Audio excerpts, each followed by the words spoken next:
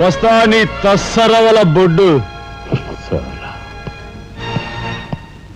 అన్నయ్య ఇక లాభం లేదు. పండేసినా చెయ్యి తెగిందని కత్తి పారేసుకుంటామా కనకాంబరం?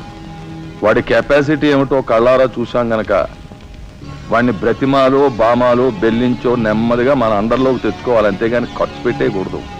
నిజమే, అలాంటి కెపాసిటీ ఉన్నవాడిని ముసలి వాళ్ళైతే పెంచుకోవాలి, పడుచు వాళ్ళైతే ఉంచుకోవాలి. ఓసిని తస్సరవల లడ్డు మరి పెద్ద పెద్ద డైలాగులు చెప్పేస్తున్నావు. ఇంతకీ నీ కెపాసిటీ యాస్ట్రోకి ఎక్కువ, డస్ట్బిన్కి తక్కువ.